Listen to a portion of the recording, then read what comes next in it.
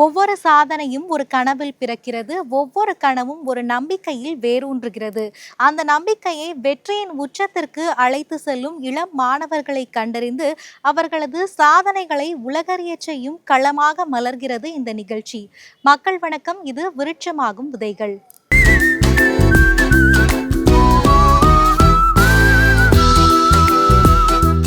இன்றைய விருட்சமாகும் விதைகள் நிகழ்ச்சிக்காக சென்னை குரோம்பேட்டை பகுதியை சேர்ந்த அபினவ் என்கிற மாணவரை தான் சந்திக்க வந்திருக்கோம். இவரை பத்தி சொல்லணும் அப்படின்னா, சிலம்பாட்டத்துல பன்னாட்டு அளவுல பல்வேறு சாதனைகளை படைச்சிருக்காரு. அது மட்டும் இல்லாம உலக சாதனைகளையும் இவர் படைச்சிருக்காரு. இவர் சாதனைகளை எப்படி படைச்சாரு, அதற்காக இவர் எதிர்கொண்ட சவால்கள் என்ன, அதை பத்தி அவர்கிட்டே நாம கேட்டு தெரிஞ்சுக்க இருக்கிறோம். சரி, வாங்க நிகழ்ச்சிக்குள்ள போலாம். வணக்கம் அபினவ், எப்படி இருக்கீங்க? நான் நலமா இருக்கேன். நீங்க எப்படி இருக்கீங்க? நானும் நல்லா இருக்கேன். சிலம்பத்தில் உங்களை பற்றி நாங்கள் நிறைய விஷயங்கள் கேள்விப்பட்டோம். குறிப்பாக நீங்கள் பல சாதனைகள் பண்ணியிருக்கீங்க அப்படின்னு கேள்விப்பட்டோம். பன்னாட்டு அளவுகளையும் அதே நேரத்தில் உலக சாதனைகளையும் சிலம்பத்தில் நீங்கள் படைச்சிருக்கீங்க. இந்த சாதனைகளெல்லாம் தாண்டி சிலம்பம் அப்படிங்கிற ஒரு விஷயத்து மேலே உங்களுக்கு எப்படி ஒரு ஆர்வம் வந்துச்சு? ஏன்னா நிறைய ஸ்போர்ட்ஸ் இருக்கும்போது சிலம்பத்தில் ஒரு ஈடுபாடு எப்படி வந்துச்சு? நீங்களாக வந்துட்டு இந்த சிலம்பம் எனக்கு பிடிக்கும், என்னை சேர்த்து விடுங்கன்னு வீட்டில் சொன்னீங்களா, இல்லாட்டி உங்களுடைய பேரண்ட்ஸ் உங்களை சேர்த்து விட்டாங்களா? அதை பற்றி சொல்லுங்கள். முதல்ல எங்கள் அப்பா சொந்தக்காரங்க செஞ்சதை பார்த்து அது மேலே ஒரு ஆசை வந்தது அப்பாவுக்கு. அதனால ஒரு நாள் எழுப்புனார். நானும் போயிட்டேன். அப்புறம் செய்ய செய்ய எனக்கே ஒரு ஆர்வம் வந்தது. அதுக்கப்புறம் நானும் ஆர்வமாக எல்லா பெல்ட்டு வந்துட்டேன். ஓகே. சிலம்பத்தில் நீங்கள் சேர்ந்த உடனே உங்களுக்கு ஒரு எவ்வளோ நாள் பயிற்சி பேசிக்கில் ஆரம்பிச்சிச்சு? எப்படி போச்சு? முதல் ஒரு வாரம் எப்படி உங்களுக்கு கிளாஸ் போச்சு? முதல் ஒரு வாரம் எனக்கு சத்யா அக்கான்னு ஆசிகை சொல்லி கொடுத்தாங்க. அதனால நான் ஒரு வாரம் ஈஸியாக கற்றுக்கிட்டேன். ஓகே. நீங்கள் எந்த வயசில் சிலம்பம் சேர்ந்தீங்க? சேரும்போது உங்களுக்கு அது ஒருமே கஷ்டமாக இல்லையா? காலைல சீக்கிரம் எழுந்திரிச்சு கிளாஸ் போகணும், அந்த மாதிரிலாம் உங்களுக்கு இல்லையா? நான் 8 வயசில் சேர்ந்தேன். காலையில் எந்திரிக்கிறது அவ்வளோ கஷ்டமாலாம் இல்லை. ஈஸியாக போய் கற்றுன்னு வந்துட்டேன். ஓகே. நீங்கள் சேரும்போது நீங்கள் என்னென்ன விஷயங்கள்லாம் ஃபஸ்ட்டு உங்களுக்கு சொல்லி கொடுத்தாங்க கிளாஸ்க்கு போன உடனே? ஃபஸ்ட்டு போனோடனே வணக்கம் சொல்லுவேன். அப்புறம் பேசிக் ஸ்டார்ட் பண்ணிடுவேன். 20 பேசிக் இருக்குது. அதில் நான் ஒவ்வொன்றா கற்றுக்கிட்டு அதுக்கப்புறம் எல்லோ பெல்ட் போனேன். ஓகே. அதுக்கப்புறம் என்னென்ன பாடங்கள்லாம் உங்களுக்கு சொல்லி கொடுத்தாங்க? அதுக்கப்புறம் சுதர்சனா சொல்லி கொடுத்தாங்க. அதுக்கப்புறம் நடுக்கம்பு சொல்லி கொடுத்தாங்க. அதெல்லாம் எல்லோ பெல்ட்டில் நான் கற்றுக்கினேன். ஓகே. இப்போ எல்லோ பெல்ட் அப்படிங்கிறது நீங்கள் எப்போ வாங்கினீங்க? நான் எல்லோ பெல்ட்டுன்றது நான் 8.5 வயசில் ஜூலையில் வாங்கினேன். ஓகே. 8.5 வயசுங்கிறப்போ சேர்ந்து 6 மாதத்துலேயே நீங்கள் வாங்கிட்டீங்களா? அது ஈஸியாக வாங்கிட்டேன். ஓகே. அதாவது எல்லோ பெல்ட் வாங்கும்போது என்ன மாதிரியான போட்டிகள் இருந்துச்சு உங்களுக்கு அது எல்லோ பெல்ட் வாங்குறதுக்கு? எல்லோ பெல்ட் வாங்குறது ஈஸியாக வாங்கிட்டேன். அவ்வளோவா போட்டி இல்லை. ஓகே. போட்டினா அப்படி கேட்கல. இப்போது சில குவாலிஃபிகேஷன் ரவுண்ட்லாம் இருக்கும் இல்லையா, தகுதி சுற்றுகள். என்ன மாதிரியான விஷயங்கள்லாம் அதில் நீங்கள் பண்ணீங்க சிலம்பத்தில்? 20 பேசிக் கற்றுக்கிட்டாலே கொடுத்துருவார் ஆசான். ஓகே. மற்ற யார் கூடயுமே போட்டி போட தேவையில்லை, நீங்களாவே ஒற்றை கம்பு அந்த மாதிரி பண்ணலாமா? இல்லை, நாங்களே பண்ணணும். இப்போ சிலம்பத்தை எடுத்துக்கும் போது ஒற்றை கம்பு, இரட்டை கம்பு, மான் கொம்பு, அதே மாதிரி சுருள்வாள், இந்த மாதிரி நிறைய வகைகள் இருக்கு. இதுல என்னென்ன வகைகள்லாம் உங்களுக்கு ஈஸியா தெரியும்? முதல்ல நீங்க எந்த வகை கத்துக்கிட்டீங்க, அதை பத்தி சொல்லுங்க. நான் ஃபர்ஸ்ட் ஒற்றை கம்பு தான் பண்ணேன். எனக்கு ஈஸியானது வேல் கொம்பு. அதில் நான் ஒரு மெடல் வாங்கியிருக்கேன். உங்களுக்கு அந்த இது கத்துக்கும் போது, சிலம்பம் கத்துக்கும் போது அடிபட்டிருக்கா எப்பயாச்சும் உடம்புல? அதை பத்தி சொல்லுங்க. நான் சுருள் பண்ணும்போது, வால் பண்ணும்போது இந்த இடத்துல ரத்த கட்டி இருக்கும். அதெல்லாம் அம்மா சரிப்படுத்திடுவாங்க. இப்போ அடிப்படும்போது உங்களுக்கு அது ஒரு மாதிரி கஷ்டமா இல்லையா? ப்ராக்டிஸ் பண்ணாமல் இப்போ ரொம்ப நாள் வீட்டிலே இருந்துட்டு அந்த காயத்தை ஆற்றுனதுக்கு அப்புறம் போகும்போது, இல்லை எனக்கு சிலம்பம் வேணாம், அந்த மாதிரி எப்பயாச்சும் யோசிச்சிருக்கீங்களா? அப்படியெல்லாம் நான் யோசிச்சதில்லை. காயப்படுதுன்னா சரியானோடனே நான் போயிடுவேன். இப்போ ஒற்றை கம்பு அப்படிங்கிறது நீங்கள் பேசிக்கில் கற்றுக்கிட்டீங்களா, இல்லாட்டி அதுக்கப்புறம் அட்வான்ஸ் போகும்போது கற்றுக்கிட்டீங்களா? பேசிக்லேருந்தே பிளாக் பெல்ட் வரைக்கும் ஈஸியாக கற்றுக்கலாம். ஓகே. நீங்கள் எல்லோ பெல்ட்டுக்கு அடுத்து வேறு என்ன பெல்ட் வாங்கினீங்க? எல்லோ பெல்ட்டுக்கு அப்புறம் ஆரஞ்சு பெல்ட் வாங்கினேன். ஓகே. ஓகே. இப்போ இரட்டை கொம்பு, ஒற்றை கொம்பு அப்படின்னு வரும்போது இது ரெண்டில் உங்களுக்கு எது ரொம்பவுமே சுலபமாக வரும்? ரெண்டில் எதில் நீங்கள் ரொம்ப எக்ஸ்பர்ட்? நான் இரட்டை கம்பில் நிறையா ஈஸியாக பண்ணலாம். அது ஈஸியாக இருக்கும். ஓகே. நீங்கள் முதல்ல எப்போ போட்டிக்கு போனீங்க, அது ஞாபகம் இருக்கா? சிலம்பாட்ட போட்டி. நான் முதல்ல ஆரஞ்சு பெல்ட்டில் திருவெட்டியூரில் போட்டிக்கு போனேன். அதில் நான் ஃபஸ்ட் ப்ரைஸ் வாங்கிட்டேன். ஓகே. அது என்ன ஸ்டேட் லெவலா, டிஸ்ட்ரிக்ட் லெவல் போனீங்களா? அது டிஸ்ட்ரிக்ட் லெவலு ஆசான் பார்த்துக்கிட்டாரு. ஓகே. அதில் நீங்கள் ஃபர்ஸ்ட் ப்ரைஸ் வாங்குனீங்க அப்படிங்கிறப்போ அதில் என்ன முறை நீங்கள் ஆடினீங்க? முதல்ல நான் ஆரஞ்சு பெல்ட்டில் தான் போட்டிக்கு போனேன். அது வந்து திருவெற்றியூர், சென்னையில் நடந்தது. அங்கே போன கிரவுண்டு கேட்டகரி வைஸ் 50 பேர் இருந்தாங்க. ஸ்டைலுக்கு, ஸ்பீடுக்கு, திறமைக்கெல்லாம் பாயிண்ட் கொடுப்பாங்க. கம்பை கீழே விட்டுட்டா பாயிண்ட் குறைப்பாங்க. அதில் அப்படிப்படி நான் ஃபர்ஸ்ட் ப்ரைஸ் வாங்கிட்டேன். இப்போ நீங்கள் இந்த போட்டிக்கு போனீங்க இல்லையா, டிஸ்ட்ரிக்ட் லெவல் போட்டிக்கு, இதில் நீங்கள் என்ன ஒற்றை கம்பில் மட்டும் கலந்துக்கிட்டீங்களா, இல்லாட்டி வேறு என்னென்ன போட்டிகளில் கலந்துக்கிட்டீங்க? ஆமாம், நான் அங்கே போகும்போது நான் இப்போ ஆரஞ்சு பெல்ட்டில், அதனால ஒற்றை கம்பு மட்டும்தான் கற்றுக்கிட்டேன். ஓகே. ஒற்றை கம்பில் நீங்கள் போகும்போது ஸ்டைல் பார்த்து நிறைய மார்க்ஸ் கொடுத்தாங்க, பாயிண்ட்ஸ் கொடுத்தாங்கன்னு சொல்லியிருந்தீங்க. என்ன ஸ்டைல்லாம் நீங்கள் பின்பற்றுனீங்க? இப்போ உங்கள் கூட 50 பேர் கலந்துக்கிட்டாங்க அப்படின்னு சொன்னாங்க இல்லையா, அவங்க கிட்ட இருந்துலாம் என்னென்ன விஷயங்கள்லாம் நீங்கள் கற்றுக்கிட்டீங்க? ஸ்டைலுனா இப்போ முட்டையை மடக்கிறது, கையை எப்படி வைக்கிறது, அதுதான் ஸ்டைல். அவங்க ஆப்போனன்ட்ஸுமே அப்படி தான் பண்ணுவாங்க. ஓகே. இப்போ அவங்கள காட்டிலுமே உங்களுக்கு ஃபஸ்ட்டு ப்ரைஸ் அப்படிங்கிறது கொடுக்கும்போது எப்படி, எந்த ஒரு அளவீடுகளில் கொடுத்தாங்க? அது வந்து பாயிண்ட்ஸு ஸ்டைல். இப்போ முட்டையை மடக்கு, கையை ஒழுங்காக செஞ்சு ஸ்பீடாக செஞ்சால் பாயிண்ட்ஸ் கொடுப்பாங்க. குச்சியை தவற விட்டுட்டா பாயிண்ட்ஸ் குறைப்பாங்க. நான் குச்சியை தவறாமல் பண்ணதுனால எனக்கு பாயிண்ட்ஸ் கொடுத்தாங்க. ஓகே. இப்போ அங்கே வந்தவங்க கிட்டலாம் நீங்கள் என்ன விஷயங்கள்லாம் கற்றுக்கிட்டீங்க சிலம்பாட்டத்தில்? அவங்க வந்தவங்க எல்லாம் சீனியர்ஸாக இருந்தாங்க. ப்ளூ பெல்ட்டு, க்ரீன் பெல்ட் இருந்தாங்களா, அதனால அவங்க ஸ்பீடாக செஞ்சாங்க. அவங்களுக்கு பாயிண்ட்ஸ் கொடுத்தாங்க. ஓகே. அதெல்லாம் அந்த டெக்னிக்ஸ்லாம் நீங்கள் கற்றுக்கிட்டு ப்ராக்டிஸ் பண்ணியிருக்கீங்களா? அதெல்லாம் நான் ப்ராக்டிஸ் பண்ணியிருக்கேன். அதனால் கொஞ்சம் ஈஸியாக. நீங்கள் அந்த பரிசு வாங்கும்போது நீங்கள் உங்களை விட சந்தோஷப்பட்டது யார் உங்கள் வீட்டில்? என்னை விட சந்தோஷப்பட்டது என் ஆசானும் அம்மா அப்பாவும் தான். இந்த ஒரு போட்டியில் நீங்கள் ஃபஸ்ட் ப்ரைஸ் வாங்கினதுக்கப்புறம் நீங்கள் வேறு என்னென்ன போட்டிகளுக்கெல்லாம் அடுத்து போனீங்க? அடுத்து நான் வந்து க்ரீன் பெல்ட்டில் வந்து ஜிகேஎம் காலேஜ் நியூ பெருங்கல்தூர்னு ஒரு ஊர், அங்கே போனேன். அங்கே வந்து சுருள், டபுள் ஸ்டிக்கு, சிங்கிள் ஸ்டிக்கு பண்ணேன். நீங்கள் அப்போ என்ன வயசில் போனீங்க? அது டிஸ்ட்ரிக்ட் லெவல் போட்டியா இல்லை ஸ்டேட் லெவல் போட்டி? அது வந்து ஸ்டேட் லெவல் போட்டி. 9 வயசில் போனேன். 3 gold 1 silver. Okay. Okay. 3 gold 1 சில்வர்னு சொல்கிறீங்களே, என்னென்ன வகைகளெல்லாம் நீங்கள் பண்ணீங்க? சுருள்வாள், ஒற்றை கம்பு, இரட்டை கம்பு எல்லாமே நீங்கள் பண்ணீங்களா? சுருள்வாள், ஒற்றை கம்பு, இரட்டை கம்பு. ஒற்றை கம்புலையும் இரட்டை கம்புலையும் நான் கோல்டு வாங்கிட்டேன். சுருள்லேயும் கோல்டு வாங்கிட்டேன். ஓகே. அந்த போட்டிக்கு போகும்போது உங்களுக்கு என்ன மாதிரியான கஷ்டம்லாம் இருந்துச்சு? இப்போ சில்வர் வாங்குனீங்கன்னு சொன்னீங்க இல்லையா, எந்த இடத்துல அந்த சுருள்வாள் போட்டியில் நீங்கள் தவற விட்டீங்க? அந்த சுருள்வாள் போட்டியில் நான் பாடம் கொஞ்சம் பெருசாக இருந்ததுனால கொஞ்சம் ஸ்பீடு குறைஞ்சிச்சு. அதனால பாயிண்ட்டை லெஸ் பண்ணிட்டாங்க. அதனால சில்வர் வாங்கிட்டேன். ஓகே. சுருள்வாள் அப்படிங்கிறப்போ அது வாள் அப்படின்னா கூர்மையாக தானே இருக்கும். அது உங்கள் ஆப்போனண்ட்டுக்கோ இல்லாட்டி உங்கள் ஆப்போனண்ட் உங்களோட விளையாடும் போதோ அது பண்ணும்போதோ உங்களுக்கு எப்பயாச்சும் அடிபட்டிருக்கா போட்டின்லாம் வரும்போது? எனக்கு அவ்வளோவா பட்டது ஒன்று மூக்கில் தான், அது ஸ்கூலில். அடுத்து வேறு என்னென்ன போட்டிகளுக்கெல்லாம் நீங்கள் போனீங்க? உங்களை கோச் எந்த அளவுக்கு மோட்டிவேட் பண்ணார்? நான் வந்து அடுத்த ஸ்டேட் லெவலுக்கு அப்புறம் திருச்சி புத்துனாம்பட்டி அப்படின்ற ஊருக்கு நேரு மெமோரியல் காலேஜுக்கு போனேன். அங்கே வந்து நான் 2 ஃபஸ்ட் ப்ரைஸ் வாங்கினேன். அதனால் கோச் ரொம்ப சந்தோஷமாக இருந்து மோட்டிவேட் பண்ணால் அடுத்த காம்படிஷனுக்கு. இப்போ இதில் நீங்கள் ஸ்டேட் லெவல் அப்படிங்கிறப்போ இதில் நீங்கள் 2லேயுமே ஃபஸ்ட் ப்ரைஸ் வாங்கும்போது எப்படி உங்களுக்கு இருந்துச்சு? உங்களுடைய கோச்லாம் எப்படி உங்களுக்கு நெக்ஸ்ட்டு மோட்டிவேட் பண்ணாங்க? இல்லை, நான் டிஸ்ட்ரிக்ட் லெவல்லையும் ஸ்டேட் லெவலில் ஃபஸ்ட் ப்ரைஸ் வாங்கினோடனே எனக்கு சந்தோஷம் தாங்கலை. அதனால ஆசானும் மோட்டிவேட் பண்ணார். இல்லையா, உங்கள் ஆசான் பேர் என்ன? உங்கள் ஆசான் எந்த மாதிரியான விஷயங்கள்லாம் உங்களுக்கு நுணுக்கங்கள்லாம் சொல்லி கொடுத்தாரு? அவங்கக்கிட்டேருந்து என்ன டெக்னிக்ஸ்லாம் நீங்கள் கற்றுக்கிட்டீங்க? அதை பற்றி சொல்லுங்கள். என்னுடைய ஆசான் பேர் வந்து ஜே ஈசன். அவர் வந்து எனக்கு ஸ்டைலு, பேசிக்ஸு இதெல்லாம் சொல்லி கொடுத்தாரு. அப்புறம் எப்படி ஸ்பீடாக பண்ணுறது, அப்புறம் லெக் மூமெண்ட்டு, கை மூமெண்ட்டு சொல்லி கொடுத்தாரு.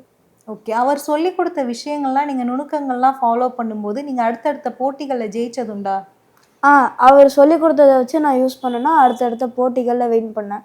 அதே மாதிரி தான் ஸ்டேட் லெவல் திருச்சியும் வின் பண்ணேன். இப்போ நீங்கள் நுணுக்கங்கள், டெக்னிக்ஸ் அப்படின்னு வரும்போது நீங்கள் நிறைய சொல்கிறீங்க இல்லையா, என்னென்ன டெக்னிக்ஸ் எல்லாம் நீங்கள் கற்றுக்கிட்டீங்க? அந்த டெக்னிக்ஸ் 1, 2 எங்களுக்காக நீங்கள் சொல்ல முடியுமா? இப்போ வந்து ஆப்போனன்ட்ஸ் பண்ணுற டெக்னிக்ஸ் எல்லாம் நான் சொல்கிறேன். இப்போ வந்து அவங்க ஆப்போனன்ட்ஸ் வந்து நான் க்ரீன் பெல்ட்டில், அதனால் எனக்கு சப்டி, பஸ்கி இதெல்லாம் போடுவாங்க. அதனால் எனக்கு தெரியாத. அதனால் டோர்னமெண்ட்டில் போய் நான் ஆசான்கிட்ட கேட்பேன், ஆசான் இந்த சப்டி பஸ்கி எப்படி போடுறது அப்படின்னு. பஸ்கி எனக்கு ஏற்கனவே தெரியும், அதனால நான் ஈஸியாக போட்டுருவேன். சப்டி அடுத்த டோர்னமெண்ட்டில் நான் சப்டி போட்டதுனால ஈஸியாக ஜெயிச்சிட்டேன். இப்போ சிலம்பம்னு வரும்போது நீங்கள் ஒருத்தர் ஆடுற ஆட்டம் மட்டும்தான் ஆடுவீங்களா, இல்லாட்டி அடிமுறை இந்த மாதிரியும் ஃபைட்லாம் பண்ணுவீங்களா? சிலம்பம் பண்ணும்போது போர்க்கலை அப்படின்னு ஒன்று பண்ணுவோம். அது வந்து 2 பேர் பண்ணுறது. இப்போ அவங்க அடிக்கிறாங்கன்னா நம்ம பிளாக் பண்ணணும். திருப்பி நம்ம அடிக்கணும், அவங்க பிளாக் பண்ணுவாங்க. இப்போ அடுத்து தான் தொடுமுறைன்னு சொல்லுவாங்க. அடிக்கக்கூடாது. ஜஸ்ட்டு ஷோல்டரில் தொட்டால் பாயிண்ட்டு, காலில் தொட்டால் பாயிண்ட்டு, தலையில் பட்டால் ஃபவுலு. 3 ஃபவுல் பண்ணால் அவங்க ஆப்போனண்ட்டு அவுட்டு. இப்போ நான் 3 ஃபவுல் பண்ணுறேன்னா நான் அவுட்டு. இப்போ எத்தனை தடவை டைமர் வச்சுருப்பாங்க.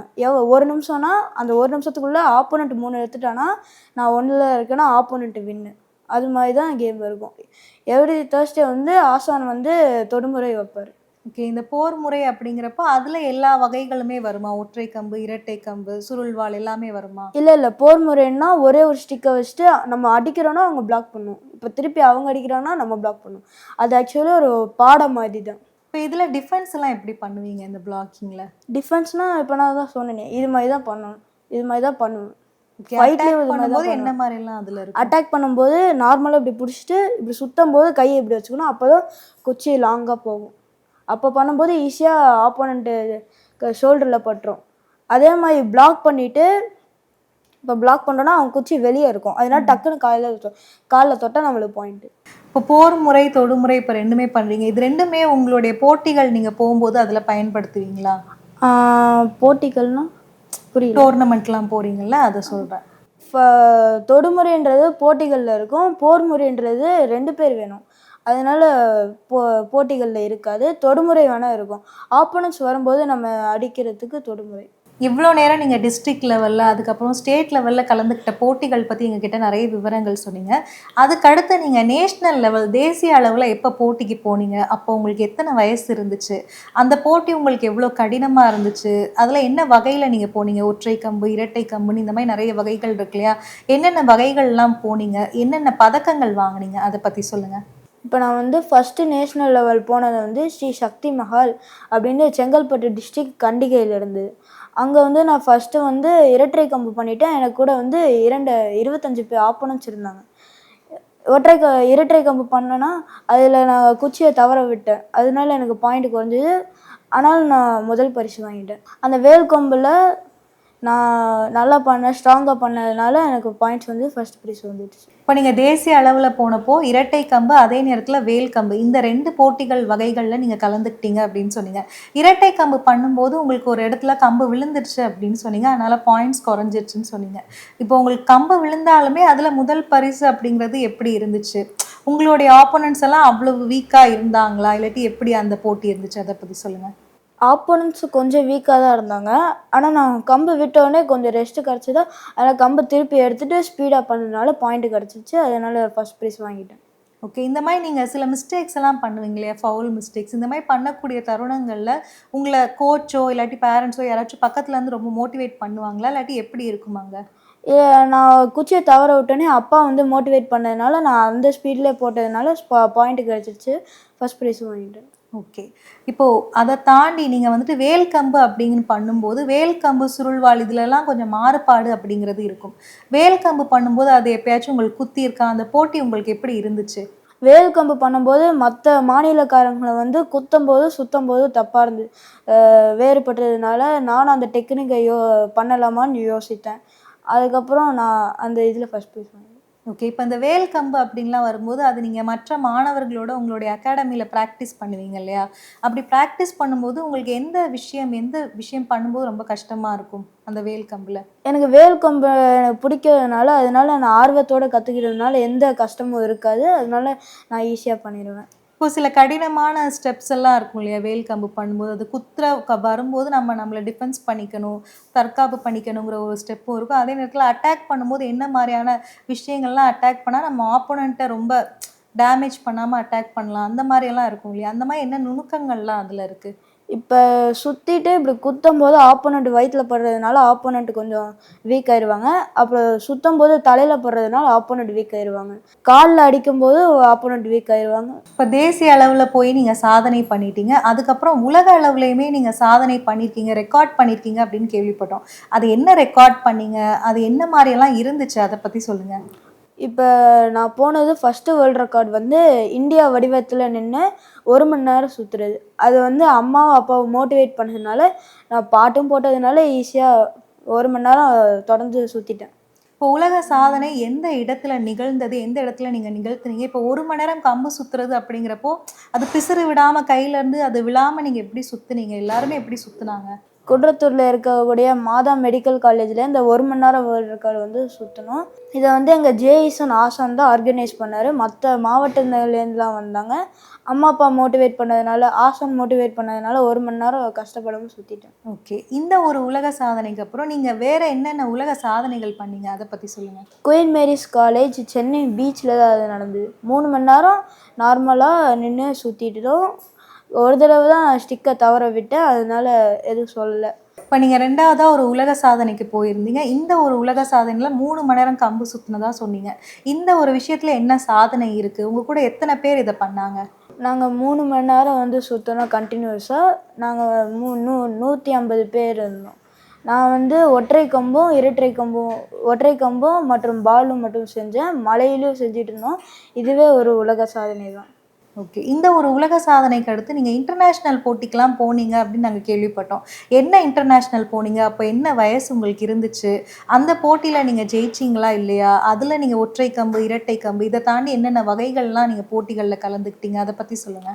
அப்போ எனக்கு 12 வயசு. நான் வந்து மலேசியா வந்து போனேன். அம்மாவும் அப்பாவும் வந்து ஆசான் கூட நம்பிக்கையோடு அனுப்பிச்சி வச்சாங்க. நான் அங்கே போனேன். அங்கே வந்து ஒற்றை கம்பும் ஃபைட்டும் பண்ணேன். ஒற்றை கம்பில் வந்து கோல்டு வாங்கினேன், ஃபைட்டில் வந்து பிரான்ஸ் வாங்கினேன். ஓகே. இப்போ ஒற்றை கம்புல கோல்டு வாங்குனீங்க. ஃபைட்டுனாலுமே அதுவும் ஒற்றை கம்புல தானா? ஓகே. அதுல பிரான்ஸ் வாங்குனீங்க. ஃபைட்டுக்கும் இந்த நீங்க தனியா ஆடக்கூடிய அந்த ஒற்றை கம்புக்கும் என்ன வித்தியாசம் இருக்கு? ஃபைட்டுனா 2 பேர் பண்ணுறது. அது 2 பேர் இருந்தால் தான் பண்ண முடியும். அது வந்து 26 பேர் இருந்தாங்க. அதில் நான் பிரான்ஸ் வாங்கிட்டேன். இப்போ இண்டிவிஜுவல் அது ஒற்றை கம்பு அது வந்து நான் ஒருத்தனாக தான் பண்ணோம். 7 பேர் இருந்தாங்க. 7 பேரில் நான் ஃபஸ்ட்டு வந்தேன். ஓகே. இப்போ ஃபைட் அப்படிங்கிறப்போ ஒற்றை கம்புலே ஃபைட்னு வரும்போது நீங்கள் பிரான்ஸ் வாங்குனீங்க இல்லையா? அதில் ஃபைட்டுங்கிறப்போ சில நுணுக்கங்கள் மாறும். நீங்கள் ஒரு ஆளாக சுற்றுறதுக்கும் ஒரு 2 பேராக சேர்ந்து நீங்கள் ஒற்றை கம்பு ஆடுறதுக்குமே நுணுக்கங்கள் மாறும். என்ன நுணுக்கங்கள் நீங்கள் ஃபாலோ பண்ணும்போது நீங்கள் அந்த பிரான்ஸ் அப்படிங்கிறது நீங்கள் வாங்குனீங்க? இப்போ நான் வந்து ஸ்டார்ட் பண்ணோடனே நான் வந்து அவன் நேராக காலுக்கு அடித்தான். நான் பிளாக் பண்ண அடிச்சிட்டேன். அவன் காலில் திருப்பி இப்படி அடிச்சிட்டேன். அதனால எனக்கு ஒரு பாயிண்ட் கிடச்சிச்சு. அவன் திருப்பி ஷோல்டரில் வச்சு ஒரு பாயிண்ட் கிடச்சான். நான் டேரெக்டாக ஷோல்டரில் வச்சு எனக்கு ஒரு பாயிண்ட் கிடச்சிச்சு. நான் ஃபஸ்ட் ரவுண்டு வின் பண்ணிட்டேன். ஓகே. நீங்கள் பிரான்ஸ் வாங்குனீங்க அப்படின்னு சொல்லும்போது உங்களால் தங்கமும் வெள்ளியும் அந்த இடத்துல வாங்க முடியலங்கிறப்போ என்ன மிஸ்டேக்லாம் நீங்கள் பண்ணீங்க அதில்? நான் வந்து மிஸ்டேக் பண்ணது வந்து பிளாக் பண்ணிவிட்டு தட்டி விட மறந்துட்டேன். அதனால அவன் திருப்பி வந்து கால் அடிச்சிட்டான். திருப்பி ஷோல்டரில் வச்சுட்டு நான் ஒரு பாயிண்ட்டு அவன் 2 பாயிண்ட்டு. சில்வர் செமிஃபைனல்ஸில் வந்து நான் தோத்துட்டேன். ஓகே. இந்த ஒரு இன்டர்நேஷ்னல் போட்டி வரைக்கும் நீங்கள் போய் பிரான்ஸ் வாங்கியிருக்கீங்க. இதை தாண்டி நீங்கள் அந்த போட்டியில் தோத்துட்டீங்க, அந்த ஃபைட்டில் தோத்துட்டீங்கன்னு நீங்கள் ஃபீல் பண்ணீங்களா வீட்டுக்கு வந்து? நிறைய ஃபீல் பண்ணேன். ஆனால் அம்மாவும் அப்பாவும் ஆசான ஆறுதல் சொன்னதுனால நான் தனியாக பெருசாக எடுத்துக்கல. இப்போ நீங்கள் மலேசியா போயிருக்கீங்க இன்டர்நேஷ்னல் போட்டிக்குங்கிறப்போ அங்கே நிறைய ஊர்கள்லேருந்து வந்திருப்பாங்க, நிறைய கண்ட்ரீஸ்லேருந்து வந்திருப்பாங்க. அவங்கெல்லாம் ஒரு சில டெக்னிக்ஸ் எல்லாம் ஃபாலோ பண்ணுவாங்க, ஒரு சில விஷயங்கள்லாம் அவங்க ஃபாலோ பண்ணுவாங்க. அவங்களுடைய ஸ்டைலுக்கும் உங்களுடைய ஸ்டைலுக்கும் ஏதாச்சும் வேறுபாடு இருந்துச்சுன்னு நீங்கள் உணர்ந்தீங்களா? அவ்வளவா உணரல. ஆனால் கொஞ்சம் வேறுபாடு இருந்தது. அவங்க சப்டி போடும்போது ரிவர்ஸில் போட்டாங்க. அது மட்டும்தான் இருந்தது. அவ்வளவா வேறு எதுவும் இல்லை. ஓகே. இப்போ நீங்கள் அந்த பன்னாட்டு லெவல் போட்டிக்கு போகும்போது அங்கே நிறைய சீனியர்ஸும் இருப்பாங்க, உங்களை விட சின்ன குழந்தைங்க ரொம்ப ஜூனியர்ஸும் இருப்பாங்க. அவங்கெல்லாம் ஆடும்போது என்ன விஷயங்கள்லாம் நீங்கள் அவங்கக்கிட்ட கற்றுக்கிட்டீங்க? இப்போது உங்களுக்கு ஒரு எக்ஸ்பீரியன்ஸ் இருக்கும், அவங்களுக்குலாம் ஒரு எக்ஸ்பீரியன்ஸ் இருக்குங்கிறப்போ நீங்கள் உங்கள் சீனியர்ஸ்கிட்ட போய் ஏதாச்சும் கேட்டிருக்கீங்களா? எனக்கு இது தெரியலை, இது வரல, இது எப்படி பண்ணணும்னு தெரில, இது கஷ்டமாக இருக்குது, இது சொல்லிக் கொடுங்க அப்படின்னு கேட்டிருக்கீங்களா? உங்கள் ஜூனியர்ஸ்க்கு நீங்கள் சொல்லி கொடுத்துருக்கீங்களா? இது இப்படி தான் பண்ணணும், இப்படி பண்ணால் தான் ஜெயிப்பேன், அந்த மாதிரி நீங்கள் சொல்லி கொடுத்துருக்கீங்களா டெக்னிக்ஸ்லாம்? எக்ஸ்பீரியன்ஸை சொன்னது வந்து எங்கள் கிஷோர் ஆசான் முந்தின நாள் வந்து நைட்டு வந்து எல்லாரையும் போட சொன்னார். அப்புறம் இது இப்படி போடணும், இது அப்படி போடணும் என்று சொல்லி கொடுத்தாரு. இப்படி போடணும் அப்படி போடணும்னா என்ன, அதை பற்றி சொல்லுங்கள் கொஞ்சம். இப்போ வந்து சுற்றுறதுனா, இப்போ ரைட் சைடு சுற்றுறதுனா வெளியே போகாமல் சுற்றுறது. இதுக்கு பேர் தான் இப்படி போட்டு அப்படி போடுன்னு சொல்லியிருக்காங்க. இப்போ சுற்றும் போது அப்படி சுற்றணும், அதை அப்படி தான் சொல்லுவாங்க. என் பையன் சிலம்பம் படிப்பில் மட்டும் இல்லாமல் சிலம்பமும் மற்ற கலைகளையும் கற்றுக்கணுங்கிறதுக்காக நான் சிலம்பத்தில் சேர்த்து விட்டேன். சும்மா இருக்க நேரத்தில் டிவி பார்த்து பொழுதுபோக்காமல் இருக்கணும், அவன் இதில் சாதாரணமாக சேர்த்து விட்டேன். அவனோட ஆசா நல்லா கற்றுக் கொடுத்ததுனால அவனை நிறைய கற்றுக்கிட்டான். அதனால அவனை இன்டர்நேஷ்னல் அளவுக்கு நான் கொண்டு போகணும்னு முயற்சி பண்ணி நான் அதனால இன்டர்நேஷ்னல் அளவில் அவனை ட்ரெயின் அப் பண்ணியிருக்கோம். இப்போ நீங்கள் இதெல்லாம் தாண்டி இவ்வளோ போட்டிகளுக்கு போயிருக்கீங்க, இன்டர்நேஷ்னல் லெவல்லலாம் நீங்கள் போய் பதக்கங்கள் வாங்கியிருக்கீங்கங்கிறப்போ, இதெல்லாம் நீங்கள் உங்கள் ஸ்கூலில் சொல்லியிருக்கீங்களா? உங்கள் ஃப்ரெண்ட்ஸ் எல்லாம் இதை பார்த்து எப்படி ஒரு என்கரேஜ் பண்ணுவாங்களே, அந்த மாதிரி என்கரேஜ் பண்ணியிருக்காங்களா? உங்கள் டீச்சர்ஸ்லாம் என்ன சொல்லியிருக்காங்க? நான் ஸ்கூலுக்கு போய் சொல்லும்போது யாரும் அவ்வளோ பெருசாக எடுத்துக்கல. ஒரு நாள் எல்லா மெடல்ஸையும் எடுத்துகிட்டு வர சொன்னாங்க. நானும் எல்லாத்தையும் போட்டு போனேன். அசெம்பிளியில் ஸ்டேஜில் நிற்க வச்சு பாராட்டினாங்க. அதுவே எனக்கு பெரிய சந்தோஷமாக இருந்தது. நீங்கள் இப்போ எத்தனாவது படிக்கிறீங்க? இப்போ நான் வந்து 8ஆம் வகுப்பு சிக்ஷா பப்ளிக் ஸ்கூல் என்ற பள்ளியில் படிக்கிறேன். ஓகே. நீங்கள் 8th படிக்கிறீங்கங்கிறப்போ, நீங்கள் பன்னாட்டு அளவில் போட்டிகளுக்கெல்லாம் போயிருக்கீங்கிறப்போ, ப்ராக்டிஸ் அப்படிங்கிறது ரொம்ப முக்கியம். நீங்கள் எவ்வளோ நேரம் ப்ராக்டிஸ் பண்ணுவீங்க? படிப்பையும் ப்ராக்டிஸையும் உங்களால் பேலன்ஸ் பண்ண முடியுதா? அதை பற்றி சொல்லுங்கள். படிப்பையும் சிலம்பத்தையும் பேலன்ஸ் பண்ணிடுவேன். காலையில் ஸ்கூலுக்கு போயிட்டு வரத்துக்கு 4:30 ஆயிருமா. 4:30லேருந்து 5:30க்கு கிளாஸுக்கு போவேன். 5:30 to 7:30 வரைக்கும் ஆசனம் சொல்லி தருவார். அதை வச்சு மேனேஜ் பண்ணிப்பேன். இப்போ சிலம்பம் அப்படின்னு வரும்போது உங்களுக்கு ரொம்பவுமே மிகப்பெரிய இன்ஸ்பிரேஷன்னா அது யார்? எனக்கு வந்து ஃபஸ்ட்டு இன்ஸ்பிரேஷன்றது வந்து ஒரு பையன். அவன் பேர் வந்து இளவேந்தன். அதுக்கப்புறம் அப்பா வந்து இன்னொரு அகாடமி ஈசன் சிலம்பாலயா அப்படின்னு ஒரு அகாடமியில் சேர்த்து விட்டார். அதுலேருந்து எனக்கு இன்ஸ்பிரேஷன் பண்ணுறவங்க வந்து ஜே ஈசன் அண்ணாவி. அவங்க தான் இப்போ ரெட் பெல்ட்டில் இருக்காங்க. என்னை இது வரைக்கும் இன்டர்நேஷ்னல் பிளேயர் வரைக்கும் கைட் பண்ணது அவங்க தான், சொல்லி கொடுத்தது அவங்க தான். அவங்களோட இப்போ மாணவன் தான் மாணிக்கராஜ். அவங்க தான் எனக்கு இப்போ வரைக்கும் எடுத்துகிட்டு இருக்காங்க. நீங்கள் சிலம்பத்தில் சிறந்து விளங்குறீங்க. உங்களுடைய எதிர்கால திட்டம் அப்படின்னா அது என்ன? அதை பற்றி சொல்லுங்கள். நான் எதிர்காலத்தில் வேலைக்கு போனாலும் நான் சிலம்பத்தை விட மாட்டேன். சாயந்தரம் வந்து நான் கிளாஸ் எடுப்பேன். ஆடினாவையும் எனக்கு வந்து சொல்லி கொடுப்பாரு. ஓகே. இப்போ நீங்கள் ஆசானா இருக்கீங்களா? ஆமாம். இப்போ நான் வந்து Black 1ல் இருக்கேன். இதே மாதிரி Black 10 வரைக்கும் இருக்குது. அதுக்கப்புறம் தான் ரெட் பெல்ட்டு. அது வந்து எங்கள் ஜேஇசன் ஆசான் தான் வச்சுருக்காரு. ஓகே. இப்போ நீங்கள் ஆசானா இருக்கீங்கங்கிறப்போ நீங்கள் என்னெல்லாம் சொல்லி கொடுப்பீங்க உங்களுக்கு வரக்கூடிய மாணவர்களுக்கு? நான் மாணவர்களுக்கு நார்மலி பேசிக் தான் சொல்லி தருவேன். பெரிய பெரிய பாடம்லாம் சொல்லித்தர. பேசிக்கில் என்னென்ன வகைகள் சொல்லி கொடுப்பீங்க? ஒற்றை கம்பா, இரட்டை கம்பா? பேசிக்கில் ஒற்றை கம்பு மட்டும்தான் இருக்குது. அது ஒரு 20 வெட்டு வாரல் இது மாதிரி தான். அது ஒரு 20 இருக்குது. இல்லையா? சிலம்பத்தில் அந்த பாடம்னா என்ன? அதை பற்றி எங்களுக்கு சொல்கிறீங்களா? அந்த பேசிக் எல்லாத்தையும் சேர்த்தது தான் ஒரு பாடம். அது ஃபஸ்ட்டு ஒன்று வந்து 20, செகண்ட் வந்தது 20, அடுத்து வலது வாரல், அடுத்து இடது வாரல், அடுத்து உருவ குத்து, கால் தடை, இன்னொரு சைடு கால் தடை, மேல் தடை, கீழ்த்தடை, பக்கவாத்து தடை, தலைவாரல். அதுதான் 10வது. 11வது வந்து அறுப்பு. இன்னொன்று வந்து இரட்டை அறுப்பு. இன்னொன்று வந்து 3 அறுப்பு. அதுக்கப்புறம் தான் திருகு வெட்டு, திருகு திசை மாற வெட்டு, அதே மாதிரி தான் தக்கி தாவி வெட்டு, தக்கி திசை மாற வெட்டு. இதெல்லாம் சேர்ந்தது தான் ஒரு பாடம்.